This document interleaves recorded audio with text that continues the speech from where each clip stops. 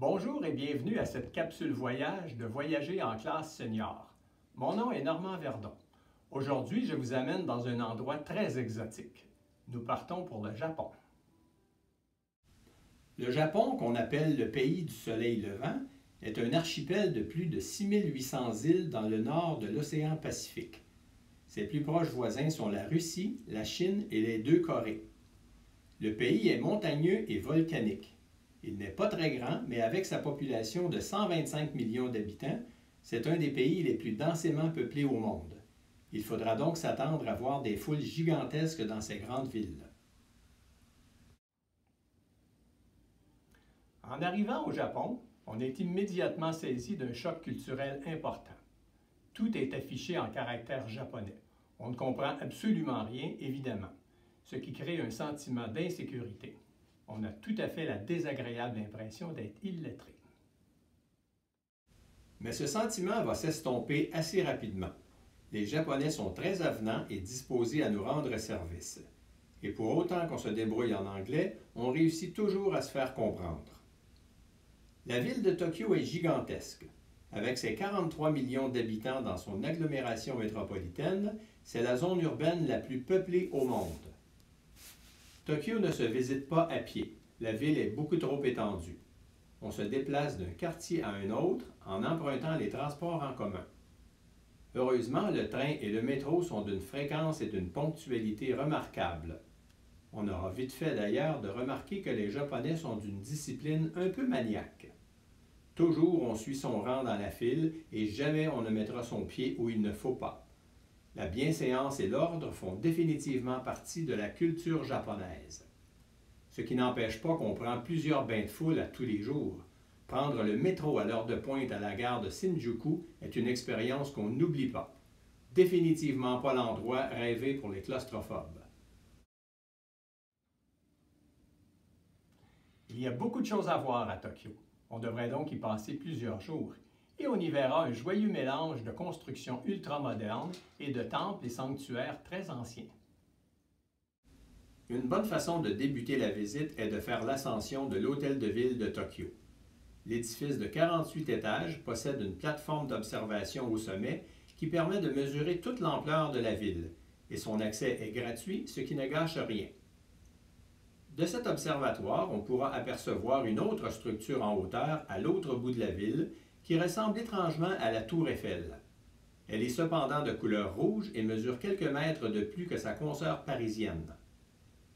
Changeons de décor complètement et allons maintenant voir le palais impérial. L'empereur du Japon habite un immense palais en plein cœur de la ville. Les jardins publics du palais permettent de belles promenades et de superbes photos, surtout au début du printemps lorsque les cerisiers sont en fleurs. La résidence elle-même ne se visite pas, mais les jardins privés sont ouverts 2 fois par année, le 2 janvier et le jour de l'anniversaire de l'empereur. La meilleure façon de visiter Tokyo est d'utiliser le système d'autobus touristique. C'est plus lent mais tellement plus agréable que le métro. Et nous n'aurons pas trop d'une journée entière pour sillonner les différents quartiers de la ville. En passant, on s'arrêtera quelques minutes à Shibuya Crossing. Il s'agit de rien de moins que l'intersection la plus achalandée au monde. Imaginez, 2,4 millions de personnes passent chaque jour par cette intersection, soit 2500 personnes à chaque feu vert. Nous nous sommes amusés à traverser l'intersection plusieurs fois. Pas le bon moment pour échapper son cellulaire.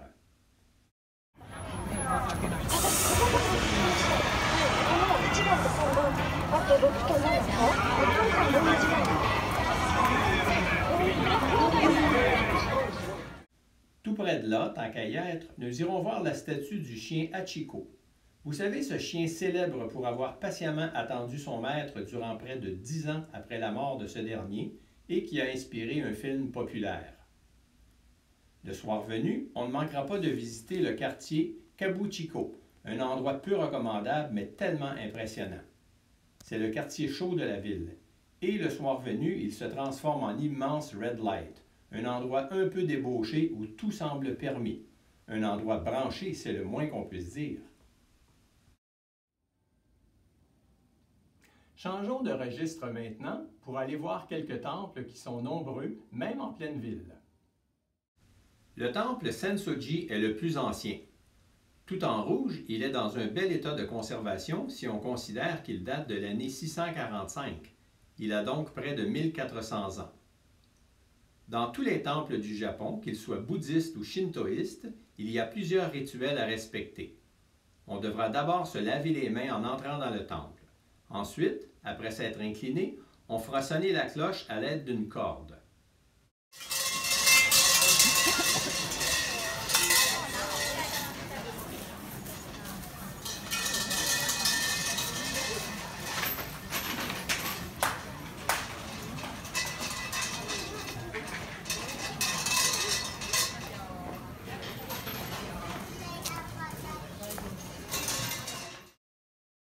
Finalement, dans le temple, on trouvera des bâtons d'encens qui brûlent et on s'aspergera la tête et le corps avec la fumée.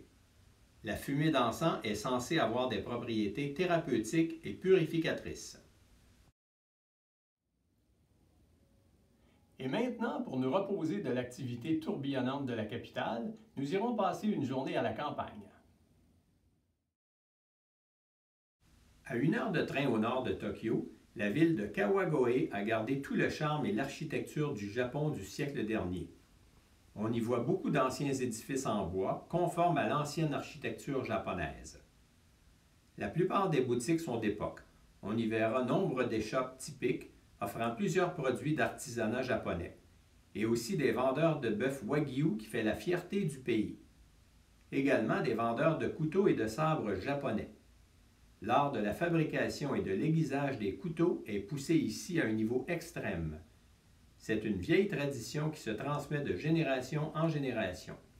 Que diriez-vous de vous offrir un couteau de cuisine à 1500 $? Dans tous les pays du monde, une visite des marchés est toujours fort intéressante. C'est l'endroit privilégié pour découvrir les produits locaux et les diverses spécialités. C'est aussi la meilleure façon d'entrer en contact avec les gens de la place. Au Japon, les marchés sont absolument surprenants. Ce qu'on y trouve n'a pas grand-chose à voir avec ce qu'on voit chez nous. Calmars farcis, poulpes frits, brochettes de moineaux et plusieurs sortes d'algues de mer. On nous invite souvent à goûter, mais disons que dans certains cas, on a préféré s'abstenir. Le marché public de Tokyo est particulièrement impressionnant. Il se vend plus de 3000 tonnes de produits par jour, incluant 480 sortes de poissons différents et 270 espèces de fruits et légumes. Nous allons maintenant nous diriger vers la ville de Kyoto, l'ancienne capitale de l'Empire du Japon. Il y a plusieurs façons de parcourir les 450 km qui séparent les deux villes. En avion, en auto, en autobus. Mais pour rien au monde, nous n'aurions manqué de faire une autre expérience très spéciale. Le Shinkansen, le train le plus rapide au monde, relie les deux centres-villes en 2 heures et 20 minutes. Le train, qu'on appelle aussi Bullet Train, atteint des vitesses de 320 km/h. En même temps, nous pourrons apprécier l'extraordinaire efficacité de la technique japonaise. Toutes les plateformes de gare affichent les heures de départ et d'arrivée des différents trains. On sait donc à la seconde près quand le train arrivera dans la gare. Et comme les trains arrivent et partent à toutes les 2 ou 3 minutes, il s'agit d'une véritable chorégraphie réglée au quart de tour. Très impressionnant.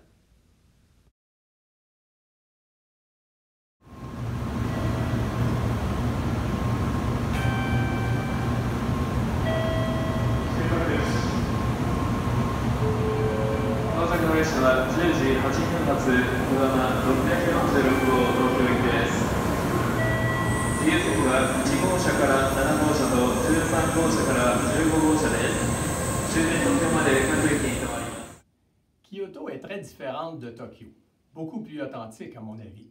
Elle possède de nombreux palais et des centaines de monastères et temples religieux. On va se contenter de visiter les deux plus célèbres. Le temple Kinkakuji, aussi connu comme le Temple d'or, est sans doute le plus photographié de tous les temples japonais. Il est situé dans un immense parc agrémenté de plusieurs étangs. On y passe facilement plusieurs heures à se promener dans une atmosphère de recueillement. L'autre endroit incontournable est le sanctuaire Fushimi Inari Taisha. Celui-ci nous demandera un plus grand effort physique. Il est situé à flanc de montagne et sa visite demande entre 2 et 3 heures. Le sanctuaire est facile à reconnaître à ses milliers de portillons de couleur rouge que l'on appelle des torii. En plein centre-ville de Kyoto se trouve le quartier Gion, un vieux quartier qui a gardé toute son authenticité. De vieilles maisons de bois, dont plusieurs ont été transformées en restaurants ou en salons de thé. C'est également le quartier des geishas.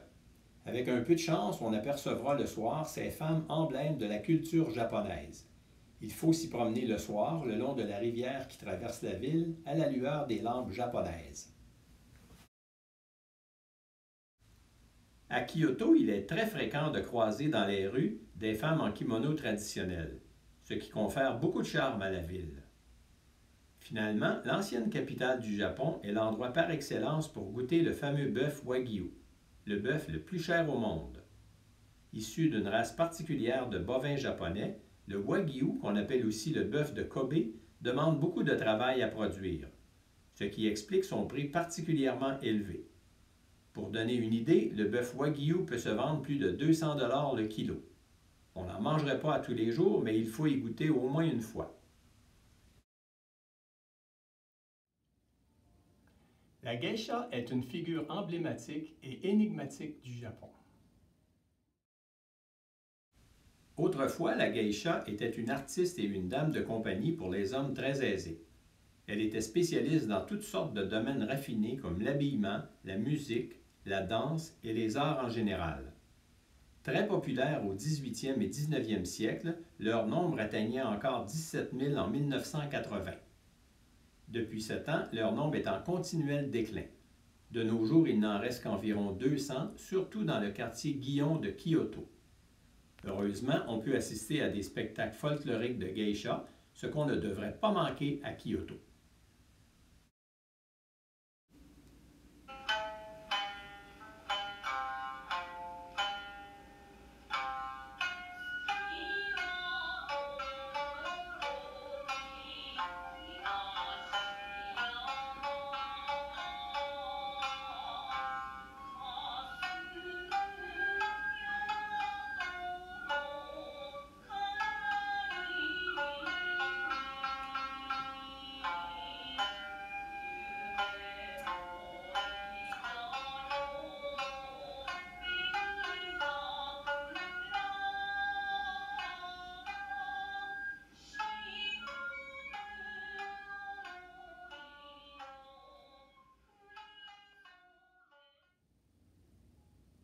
Maintenant qu'on a passé plusieurs jours dans les deux plus grandes villes du Japon, il serait temps de découvrir la campagne pour un peu de tranquillité. La région de Hakone est l'endroit rêvé pour ça. À 1 heure à peine à l'ouest de la capitale, la région de Hakone est le lieu de villégiature par excellence. Les citadins y vont régulièrement pour quelques jours, histoire d'échapper aux tourbillons des grandes villes. On y retrouve un lac, le lac Ashi, autour duquel se sont installées plusieurs auberges et endroits de repos. Un bateau fait des navettes continuelles pour nous transporter d'un endroit à l'autre autour du lac. Assez bizarrement, il s'agit d'un bateau de pirate. Allez savoir pourquoi. Il y a également un téléphérique qui nous transporte d'un village à l'autre. Et toute la région est dominée par le mont Fuji, la montagne qui est en réalité un volcan et l'emblème du Japon. On peut passer des heures à le contempler. Il va de soi que tout le monde se fait photographier avec l'illustre montagne en arrière-plan. Dans ce lieu de villégiature, nous avons opté pour séjourner dans une auberge typique japonaise, un ryokan. L'expérience est vraiment authentique. On doit d'abord retirer nos chaussures en entrant pour enfiler de petits chaussons japonais. Le petit déjeuner se prend dans la salle à manger qui surplombe le lac, vêtu d'un kimono fourni avec la chambre. La chambre à coucher est tout ce qu'il y a de plus japonais, avec le plancher en tatami et un futon qui sert de sofa le jour et qu'on étend par terre pour se coucher le soir. Toujours à Hakone, pour rien au monde on ne doit passer à côté d'un bain thermal japonais. On se rendra donc dans un onsen. Il s'agit d'installations de bains chauds qui peuvent être intérieurs ou extérieurs. Les bains sont alimentés par des sources chaudes naturelles. Le choc culturel sera assez important parce que la nudité y est obligatoire et en plus, les tatouages sont absolument interdits. Quelle belle expérience de passer quelques heures dans ces lieux de détente dans le calme et le silence le plus complet. Après le bain, nous prendrons le thé pour bien compléter notre journée. Au Japon, la cérémonie du thé est une tradition séculaire inspirée par le bouddhisme.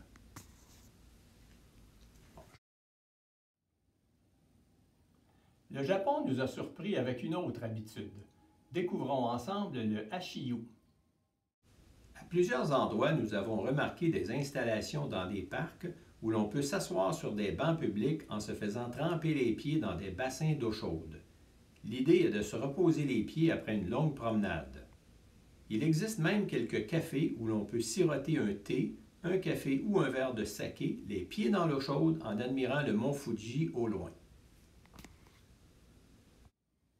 Il existe une autre forme de folklore japonais, le taiko, qu'on appelle aussi les tambours japonais. L'origine du taiko se perd dans la nuit des temps. Depuis toujours, il accompagne les grands événements de la vie japonaise. Assister à un spectacle de taiko est une expérience envoûtante. Sur la scène, plusieurs tambours de différentes grandeurs occupent la place. Et les musiciens, qui se transforment souvent en athlètes et en danseurs, s'activent sur leurs nombreux tambours pour quelquefois atteindre une espèce de transe. On dit que le taiko représente le battement de cœur du Japon.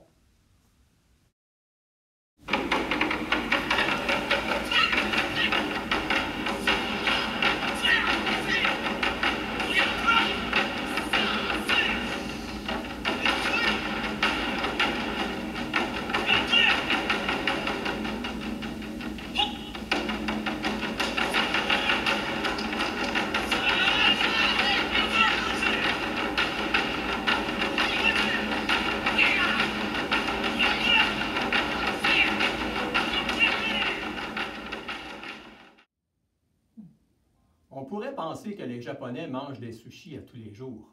On en trouve évidemment, mais ce n'est pas le plat le plus populaire. Les Japonais raffolent des plats aux nouilles. Les ramen, une sorte de soupe aux nouilles qu'on apprête de toutes les façons, ou encore les udon, de grosses nouilles de blé. L'omelette japonaise est la nourriture de rue par excellence. On en trouve partout et elle se mange généralement en marchant. Les gyoza sont des raviolis japonais qui ressemblent beaucoup aux dim sum chinois. Finalement, nous avons goûté le fameux tonkatsu, des morceaux de porc frit panés à la chapelure japonaise qu'on appelle le panko. Nous terminerons notre tournée du Japon dans la ville de Yokohama. Banlieue éloignée de Tokyo, Yokohama est avant tout un port de mer.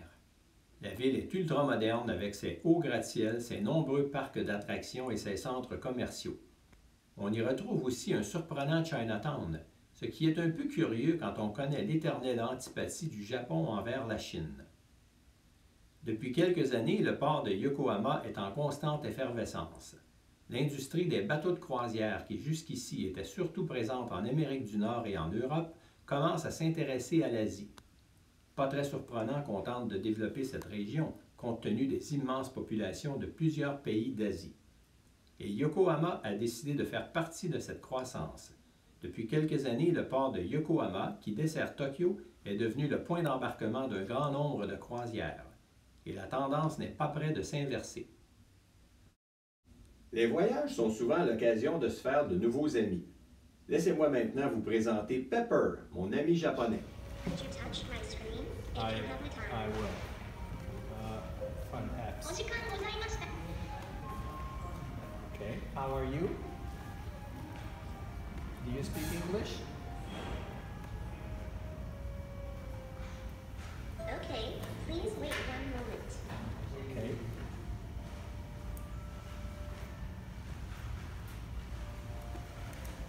I will start dancing now. Okay, let's go Please dance. step back around 1 meter. You want me to dance? If you would like, let's dance together. J'espère que cette présentation vous a plu. Pour d'autres récits de voyage, je vous invite à visiter mon blog voyage dont l'adresse apparaît à l'écran. À la prochaine pour une autre capsule de Voyager en classe senior. Nous sommes également présents sur Facebook et sur Instagram.